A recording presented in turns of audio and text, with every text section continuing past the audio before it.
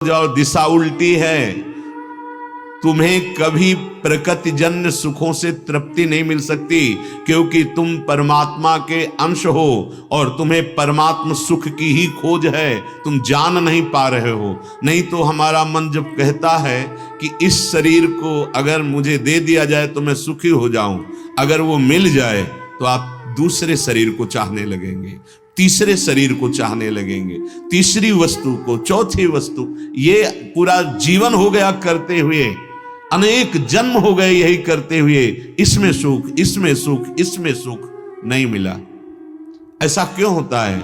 क्योंकि तुम अविनाशी सुखमय हो, तुम्हें अविनाशी सुख चाहिए, ये विनाशी भोग नहीं। इसलिए तुम्हारी कहीं तृप्ति नहीं होती, भटकता जीव घूम रहा है। सावधान हो जाओ। आनंद अगर प्राप्त करना है तो कदम रोक दो, जहां तक पहुंच गए हो वापस लौटो।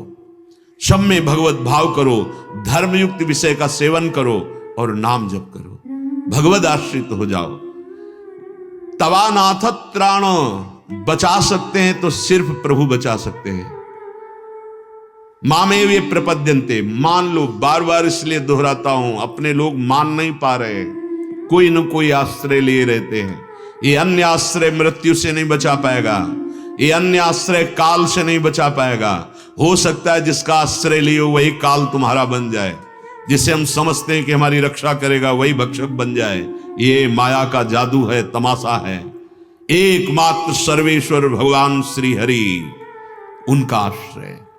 अगर आश्रय ले लोगे तो निहाल हो जाओगे। प्रार्थना मान लो, मेरी सो भैया कृष्ण गुण संचु, इह परलोक सकल सुख पावत। समस्त सुखों को प्राप्त कर लोगे, बस ठीक से भजन करो, रहने से रहो। हमारा मन हमको धोखा देता रहता है, हम मानते हैं कि हमें सुखी करना है, ये मन जो करवाएगा हमें सुखी कर देगा। अरे यही इसी ने फंसाया है। कुत्सित वाद विकारें परधन सुन सिख परति बंच। ये मूढ़ता हमारे अंदर छाई हुई है कि गंदी बातें करने में समय नष्ट करते हैं, चोरी, हिंसा, छल, कपट जैसे भी, और दूसरी माता बहनों की तरफ गंदी दृष्टि अर्थात काम भाव, यही तुम्हारे भजन को छीण कर देगा, भजन नहीं होने देगा। भगवत प्राप्ति में बाधा है ये बहुत। जो साधक है इनसे बचे। कुत्सित वाद विकारें परधन सुन सिख मंद परति बंचु। ए मंद बुद्धि, इसमें तुझे सुख नहीं, घोर बंधन और दुख प्राप्त